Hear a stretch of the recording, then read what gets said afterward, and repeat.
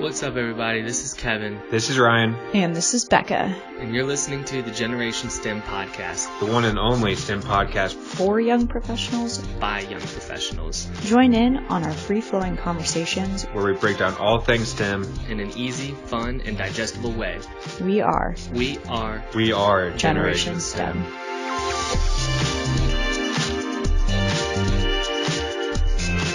Kevin, bring us in. I can bring us in. Bring it back. Okay. Welcome, everybody, to episode 4 of the Generation STEM podcast. You don't sound very enthusiastic. It's stupid. It's gray and wet and disgusting outside. So sorry, I'm just reflecting the energy of nature right now. But today's episode... Only positive vibes on this podcast. You can do it. Okay. Welcome to Generation STEM, episode 4. Today's episode will be covering vaccines. Obviously, the last couple of episodes we've been doing have been covering what's going on in the world related to COVID. The last episode we talked about telehealth/telemedicine. They're the same thing, by the way.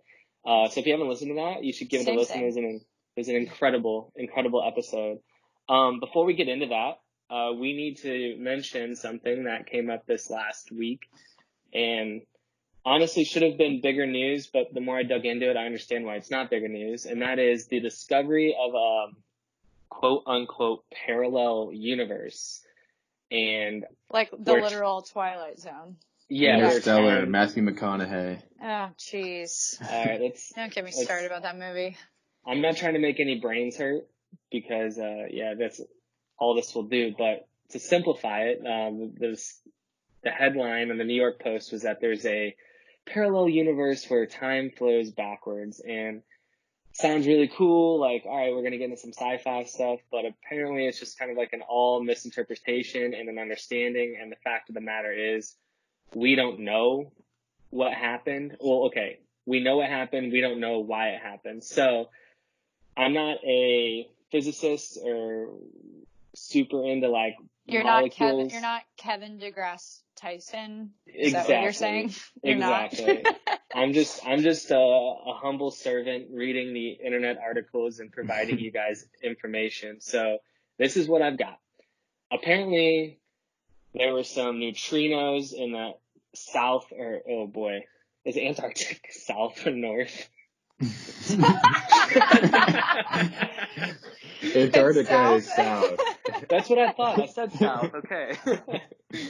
So there was some antenna, but they've obviously got like science bases down here, doing all these types of experiments in the poles, and there are these neutrinos that flowed from the Earth out into the atmosphere. What is a neutrino? Okay, Becca. It's like a mini neutron is what I understand. It's like a building block. Mini neutron.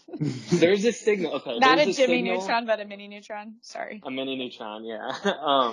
There was a signal sent the opposite direction that it would normally flow without a source. Like, they couldn't detect a source, and they're using two different, there's like ANITA, which is it's an Antarctic impulsive transient antenna. It's like a balloon-based experiment. And then there's the Ice Cube Neutrino Observatory. So there's like two different, bases out there that, kind of witnessed this, but couldn't detect a source.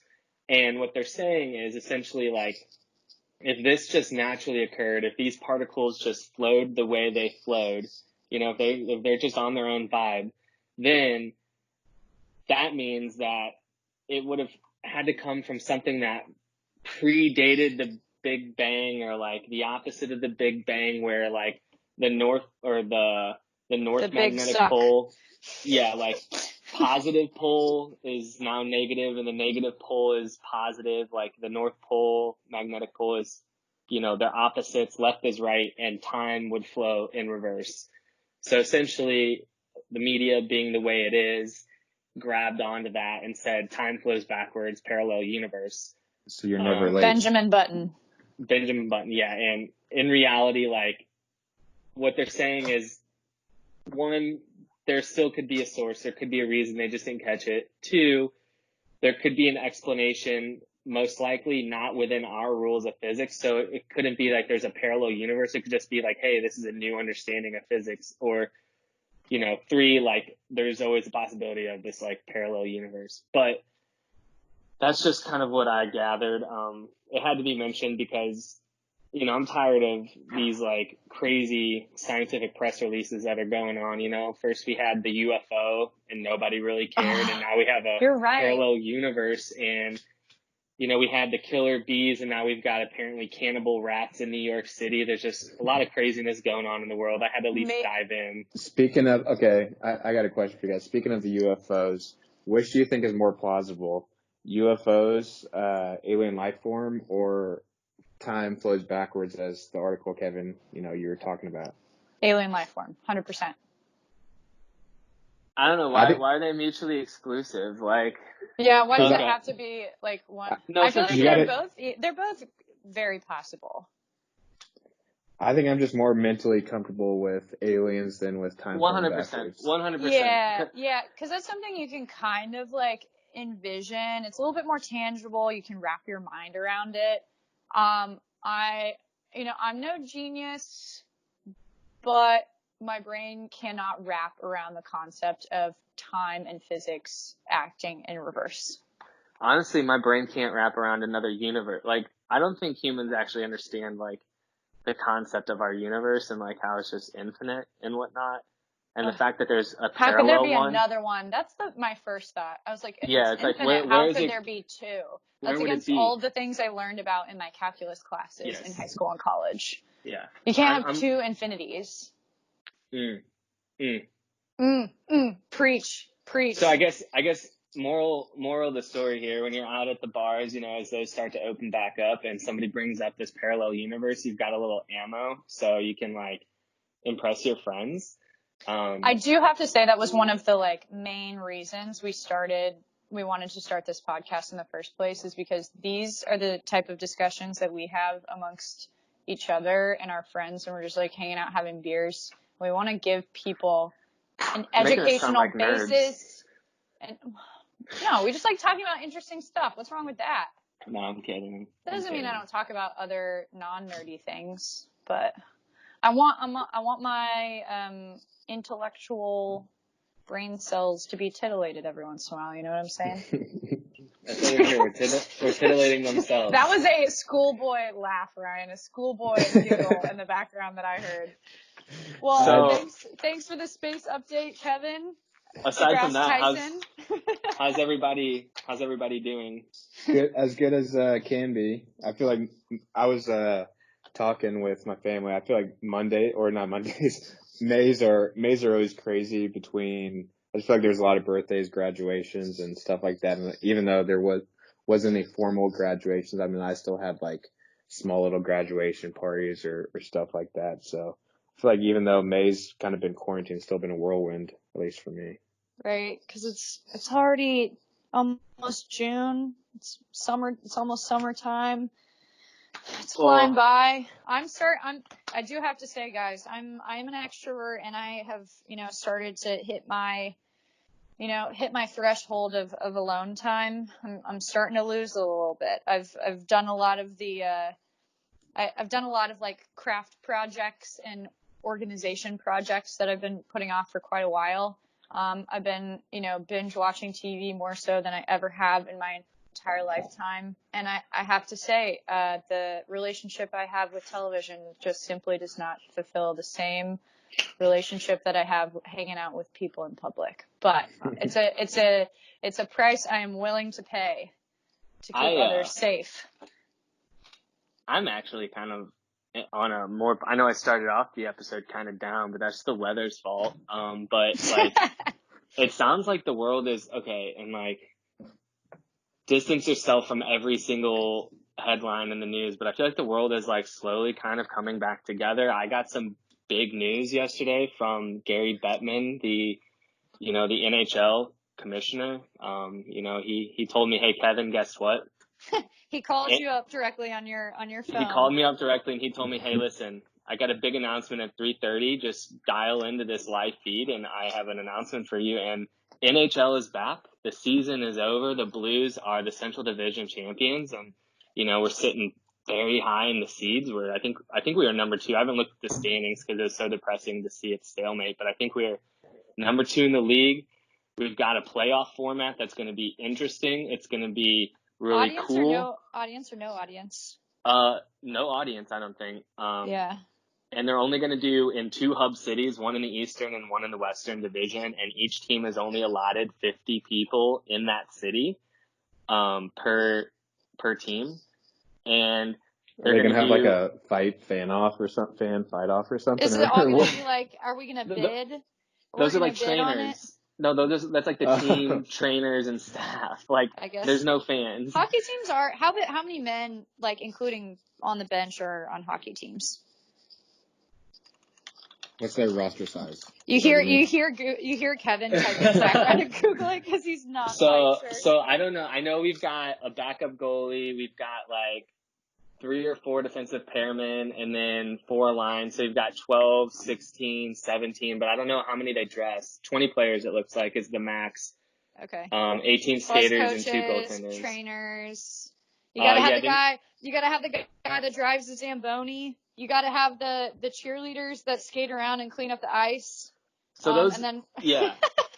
So, I mean, they'll have like video coaches, assistants, equipment trainers, physicians, etc. But I think it's big. It's a weird playoff format where, and I'm kind of pissed. Like, let me just preface this. The Blues were the hottest team in the NHL at the time that it was suspended. Like, we weren't losing. And now everybody's in the same position. We're cool off, but we got to play a round robin now for the seeding. The top 4 teams play they play each other once for seeding, as in the top 4. They're guaranteed in the playoffs. But that kind of sucks because we're like, I mean, nobody was going to catch us. Like, we would have had the first seed no matter what because we were that far ahead of the standings. I'm pretty sure. Devil's advocate here. If the Blues were that hot and we're the best team in the NHL, it shouldn't matter what seed they end up in. Disagree. The and they should be able to win. Hockey of all sports, like any team, and here's what I'm getting at. So the top 4 teams play for seed. Like, whatever, if we don't get a great seed, that's not the end of the world because hockey seeding doesn't matter like it does in basketball or football. It's just such a back and forth game. But then there are I think there's 12 other teams, like the Chicago Blackhawks, who didn't even have a hope. Like, they had a 99% chance of making the playoffs. Now get to play round robin for a playoff spot. Yeah, exactly. Yeah. Sorry. And now they have an opportunity, and I just know something crazy is going to go on where if the normal season went, a team like the Blackhawks is going to end up winning the Stanley Cup or something crazy. And I'm going to be pissed. But anyways, hockey's back. I'm happy. So we can move on with the episode. I'm sorry. Well, you play the game. So, yeah, hey, Kevin, perfect segue because with some things kind of getting back in order, at least in, where we're from in Missouri, Kansas, and with the NHL coming back, we kind of wanted to do an episode on vaccines just because, vaccines have been in the news recently and want to do some optimism. So Becca kind of took the reins on this one and has done a lot of research over the past week or two. And we're going to kind of let Becca run through some of this stuff, and Kevin and I will be here asking questions, dumb and smart questions. I'm playing teacher today. I want to emphasize I'm not playing expert, okay? I'm going off of everything that the CDC has disclosed about this on the internet, and I'm going to regurgitate that to you guys in a way that we can all kind of understand. This was a topic that I really wanted to talk about because the coronavirus vaccine is something that everybody talks about and you're hearing about in the news, you're seeing on Twitter, it's talked about all over social media, and we feel like that's kind of like the end goal we as a society are working towards in order to end this pandemic. And so it kind of sparked our curiosity because we didn't really know what a vaccine really was, how it worked, and then what the high level overall process of developing a vaccine was.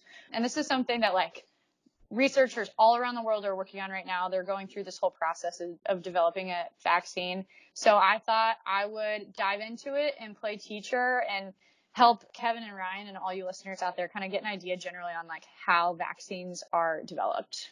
You guys ready? I'm ready. Let's get after it. What's the first question? Let's hear it. So we all know vaccine equals good, but what exactly like does a vaccine do, Becca? So vaccine is a medicine that trains the body's immune system to fight a disease that it hasn't come in contact to before. What are some common vaccines that we as a society get? Like the flu vaccine, for instance. Everybody should, in theory, every year during or prior to quote unquote flu season should go in to a pharmacy or to their primary care physician and get a flu shot. And that flu vaccine essentially is a mechanism where you're training your body to fight the flu before that, or that strain of the flu before it's actually received it for the first time. Some vaccines are only required once, and some of them are required on a regular basis, like annually, like similar to the flu. And it completely depends on the type of disease that the vaccine is trying to combat or prevent. For instance, So like when you're injecting a vaccine into someone, are you injecting like, I don't know, some antibodies or something that will alter or make your body produce a certain chemical, or are you like injecting certain like white blood cells? I don't know exactly what you would be injecting into them. What is that? Right. So there's a bunch of different types of strategies that we use for vaccines to fight a disease. And it really depends on the type of disease that you're trying to fight. So I can go through, there are 4 different kind of like strategies that we use for vaccines. So the first one is just to weaken the virus, right? So you're putting an injection in and you're trying to weaken the virus through this injection. So it introduces the virus into the body, but in small amounts, but it's making it not able to produce as much of that virus within your body. So for instance, if you get a vaccine for the chicken pox, you're being exposed, you're injecting a little bit of that virus into your body, but it's preventing your body from reproducing the disease all throughout your immune system.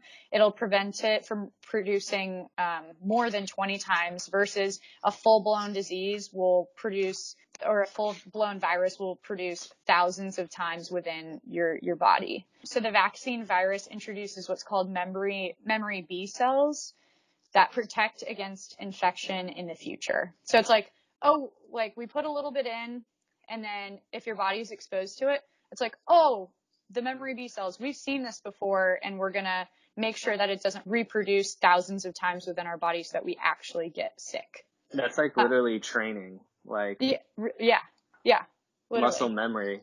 Yeah, basically. And so a couple of like examples of these that weaken the virus vaccines are measles, chickenpox, polio, and then the intranasal flu vaccine, like the one you get through your nose. That's a weaken the virus vaccine. So that's one type of it. So you still get it, but you can fight it better. Right, exactly. But it's small enough. You've limited the amount it can reproduce in your body so much that you essentially aren't getting sick, if that makes sense. Okay. Another type is inactivate the virus through a vaccine. So basically when you're inactivating a virus, you're putting a chemical into your body that just straight up kills the virus.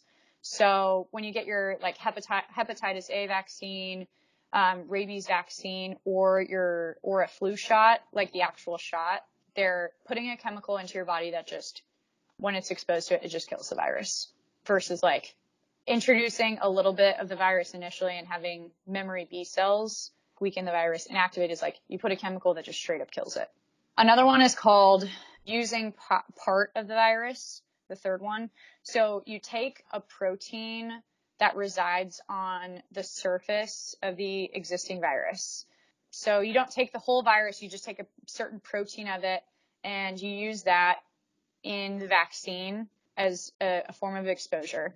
So only if there's an immune response to one particular part of the virus that protects against disease. So rather than exposing your body to the entire virus to weaken it, in some viruses, only certain portions of the virus stimulate an immune response. So in a lot of cases, they'll just take the protein from a virus and expose it to your body, because that type of virus, that's all it needs to create an immune response, if that makes sense. But a couple of different types of diseases that you'll use this type of vaccine for: hepatitis B, HPV, shingles, and these typically require some form of genetic engineering, which totally makes sense, because like you're just taking one portion of the virus, such as the protein, and you're taking that off, and then you're putting it into a vaccination form and injecting it into people. So it requires genetic engineering. The fourth type of vaccine, you use a part of the bacteria. So you take the toxins from a disease-causing bacteria, and you add a chemical that inactivates it. So in a lot of cases, you'll take the sugar coating off the bacteria, the polysaccharide, and then you'll create some sort of immune response to that sugar. And then you'll inject that into the body. These are less common ones, but like for meningococcal meningitis, diphtheria, that type of thing, those are the ones that use part of the bacteria.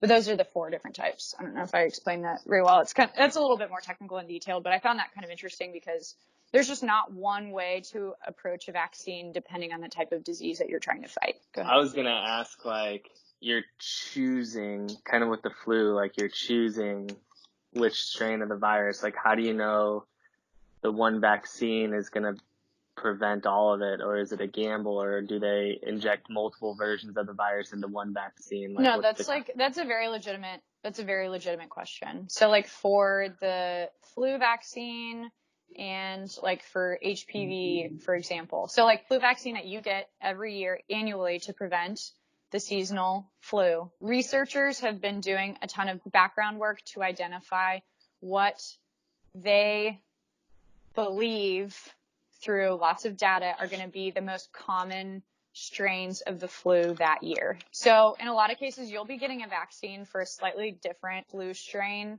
every year or every couple of years. So they're just making conjectures about which flu there is going to be the most common. Does that make sense? And then same thing for like HPV. There are lots of strains of HPV that are the most common. And so those are the strains that they include in the vaccine. It doesn't account for all of them, but based on research and data, they decide which strains are the most common and they create a vaccine for it. So when they go around to determine, which strains of the virus they need to create a vaccine for, like what's that process look like, and then how do they turn that knowledge into a vaccine? I think that's a really great question. The overall process of developing a vaccine is kind of like the bulk of what I want to get into today. So that'll totally be like the next step we get into. As for the nitty-gritty details of them identifying which strains they're going to try and develop vaccines for, I'm not necessarily sure what that whole process looks like. And I also wonder, well, why are we just choosing one strain to address? Like, why can't we create vaccines for all of the strains? I'm sure that there are limitations in terms of economics, in terms of ability to manufacture them, and maybe even for some of the strains of these different types of diseases like the flu or, anything like that, they haven't found a vaccine for or developed a vaccine for. But I do want to segue into, to answer your question, what does the whole vaccine development process look like? This is the main thing that really interested me because I'm just curious about, what are all of the researchers and biochemists and things like that across the world doing right now? What process are they going through to develop the COVID-19 vaccine? So there's different stages, but the main stages that they go through to develop vaccine is exploratory, research, preclinical, clinical, regulatory review and approval, the manufacturing process, and then quality control. So it's not like some biochemist or researcher finds how to make the vaccine, and poof, it's automatically available to everybody on the planet. Like, there's a lot of steps to get there. And a lot of it is just safety steps to make sure that it's going to be a safe and healthy and effective vaccine for any type of person. So during the development process and exploratory process, it typically doesn't start with a pharmaceutical company. I always had this idea that it was pharmaceutical companies who were out trying to develop these vaccines, and that's not necessarily the case. Pharmaceutical companies in a lot of cases will try to commercialize them once they're able to be like publicly dispatched for wide public use. But the development in a lot of cases will start at research labs, like at universities or medical centers or biotech companies. So like, that's why there's so many research facilities, even at, University of Kansas, where Ryan and I went, or like all these different universities across the United States. In certain departments are working on developing vaccines and things of that nature. I also was curious as to whether or not, like, is it competitive to try to develop a vaccine, or is it just one person plugging away in the biotech lab, hoping that they're going to find a solution soon? And in a lot of cases, it is like a race to the finish to see who can find vaccines first so that they can go out, commercialize them with pharmaceutical companies, get patents, that type of thing. So it's like the Amazing Race, basically.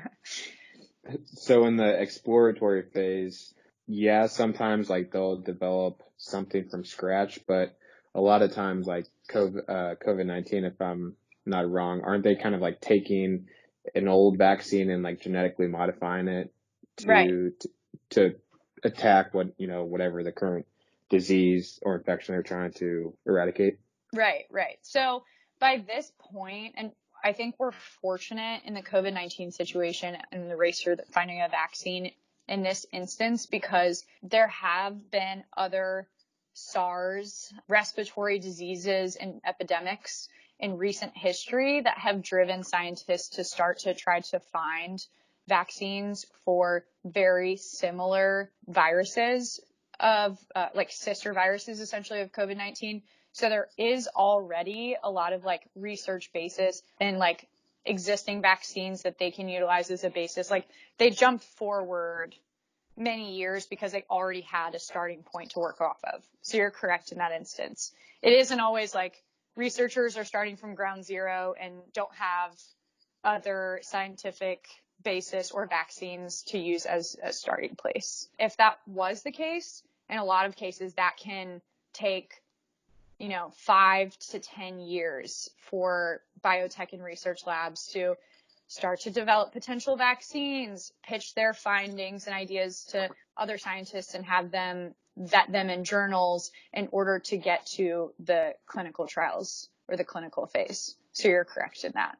So once we get through that exploratory and preclinical phase, we move into the clinical trials, which this was especially something that I was very curious about. Like, what are all the phases of clinical trials?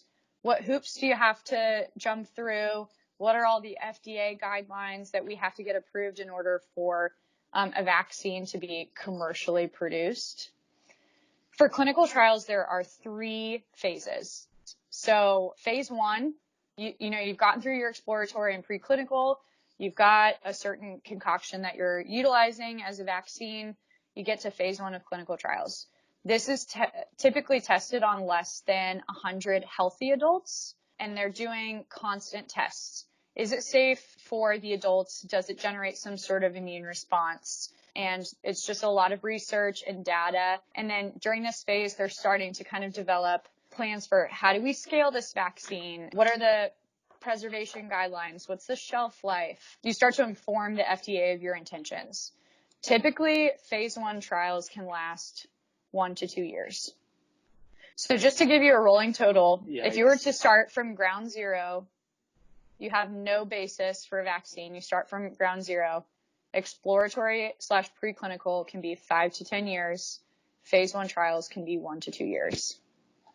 So we're at 6 to 12 years here. Phase 2 trials.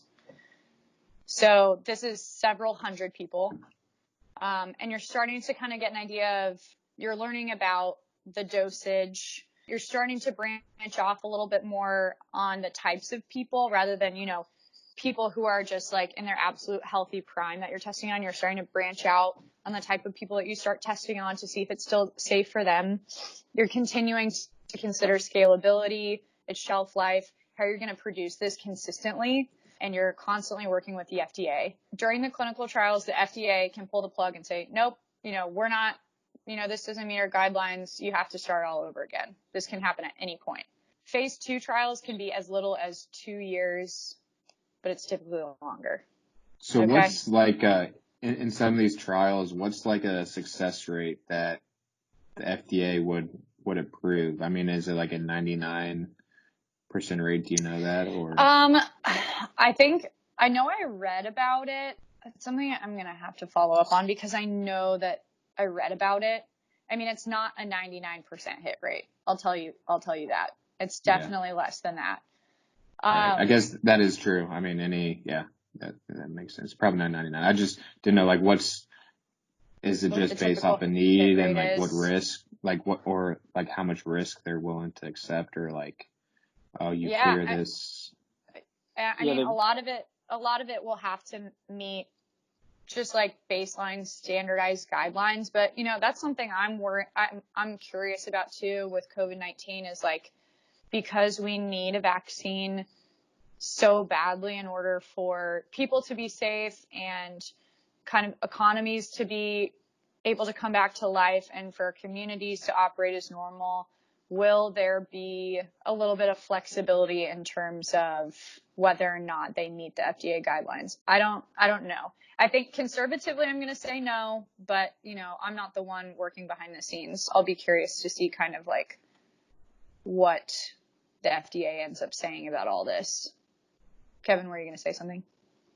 We are recording in the middle of, the live stream of SpaceX getting ready to launch and become the first private company to send humans into space.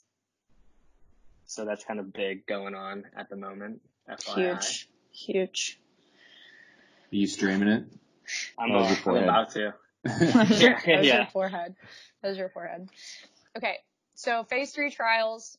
After you've gotten through phase 2, phase 3 trials, you end up having thousands of study participants, and you try to give it to like similar populations that will receive the vaccine. So if the vaccine is something that you developed for babies to have for polio, you're going to be giving it to babies. Or if you're going to be giving it to babies, adults, the elderly, yada, yada, you're going to be testing on the full spread of participants that truly reflects the type of people who are going to be receiving the vaccine down the line.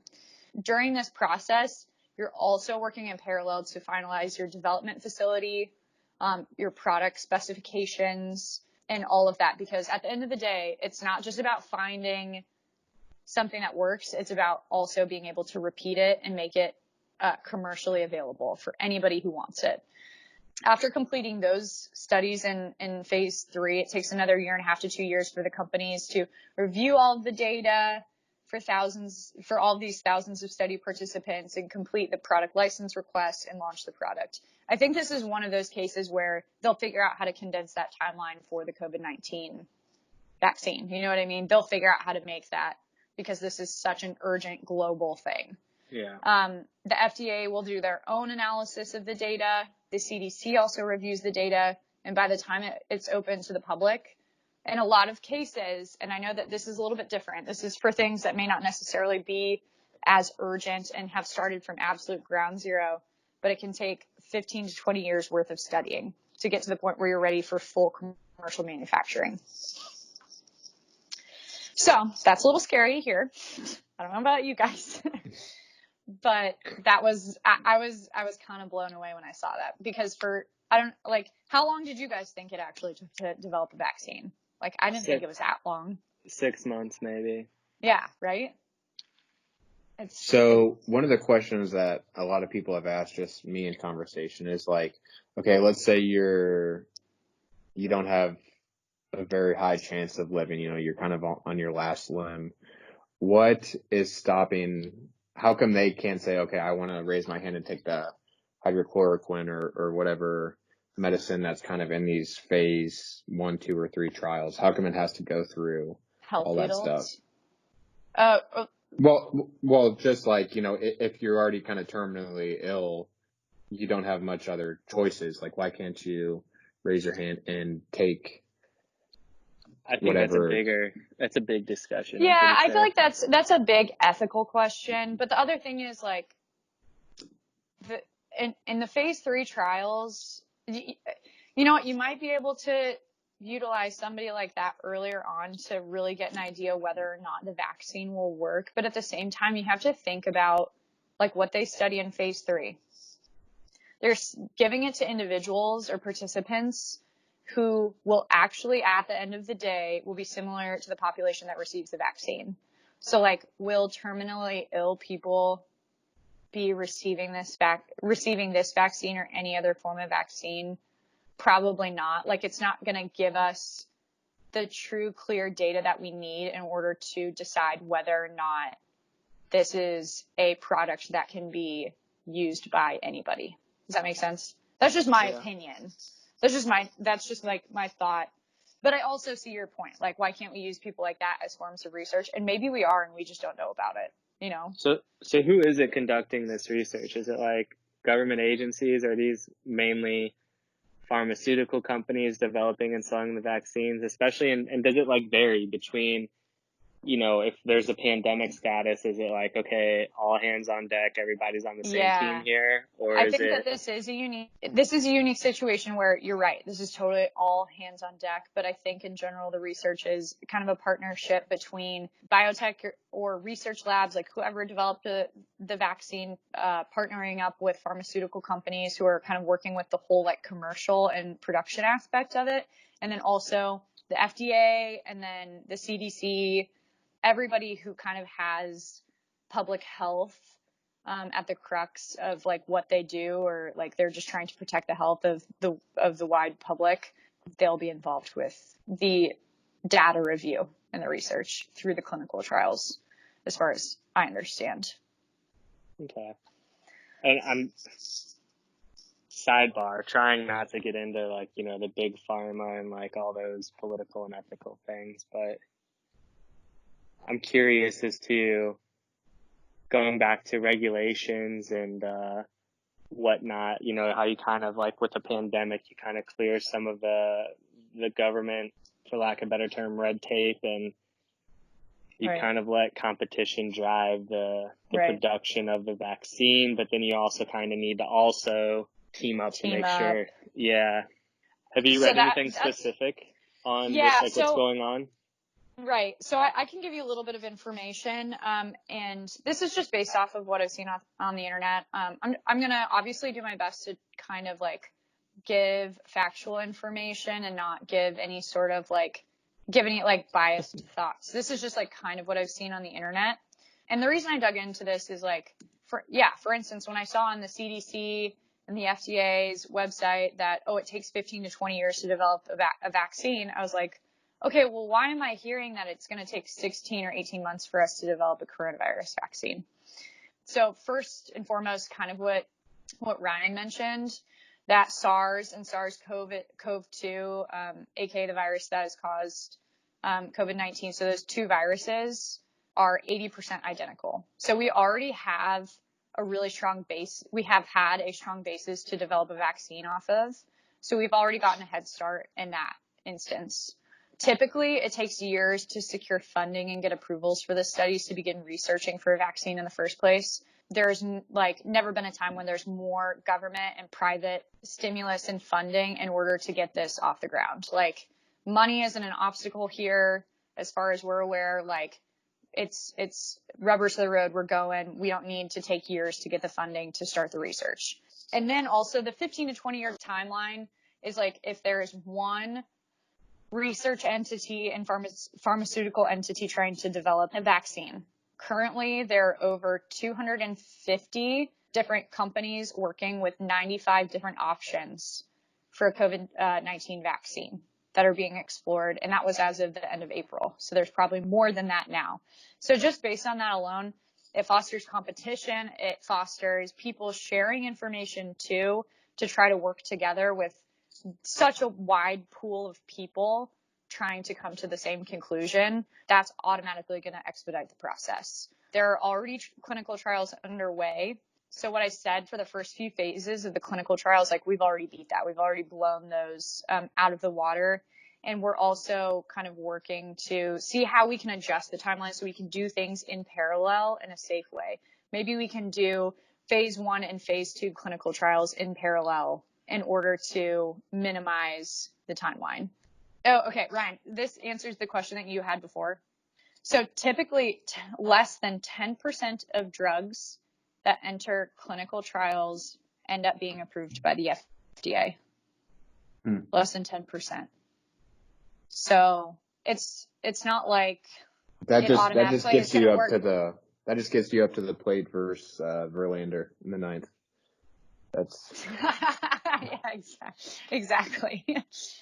But again, there's so many companies out there working right now. We've got all of this funding because it is a global pandemic. We've already got a head start based on all of the research we had on SARS and MERS. So, it is possible that we could get this out there in 16 to 18 months. I did find a quote from a cell biologist that was a little bit more of like a realist / kind of potential pessimist, I suppose, but he's got decades of experience in the vaccine industry. His name is Robert Van Exan, and he says that he thinks that maybe by 2021 or sometime early 2022 that we'll get a vaccine if all the stars align and we're lucky as hell, and he thinks he's being optimistic. That's one of the later ones that I've seen, but also kind of a timeline to keep in mind. And also, it takes a long time to build the factories for these things. Think about how many vaccines we're going to have to make. Hundreds of millions, literally billions of them. I mean, that's a lot. I mean, us as engineers, and we know what it takes to build things, so I kind of like work from that frame of mind. But like that's a lot of equipment. There's so much that goes into the manufacturing of these types of things, and we have to be able to replicate that to develop hundreds of millions and billions of these vaccines so that, the entire globe has accessibility to them. That kind of will take some time, but at the same time, because of all the government aid we have and with the fact that everyone is so, buckled down working together to find a solution to this because of the pandemic, I think that's going to move a lot more quickly than it typically would. That's my 2 cents on the whole vaccine process, you guys. I mean, I don't know about you, but I just found this fascinating, and it kind of like puts everything that you're seeing in the news into perspective, in my opinion. So, any other questions? Should I dismiss class? great job, Miss Smith. That's great. Thank you. Thank you for not passing notes during class. Thank you for not throwing spitballs at me. I was texting Ryan the whole time. Oh my God. I do think we need to hop back on the mic here soon to talk about this Launch America thing. It's pretty crazy. Hopefully everyone got the chance to view it. I'm all about it. If any of you listeners out there have thoughts or comments about your thoughts on the vaccine development process or how you think it's going to go for the next 1.5 to 2 years developing vaccines, also hit us up on our social media accounts at GenSTEM Podcast. We'd love to have some takes and debates with you. Thanks for tuning in today, you guys. For more episodes, find us anywhere you listen to podcasts by searching Generation STEM Podcast. Hit us up on social media at our handle at GenSTEM Podcast, or visit us at our website at genstempodcast.com. As always, stay curious, friends, and tune in with us next time.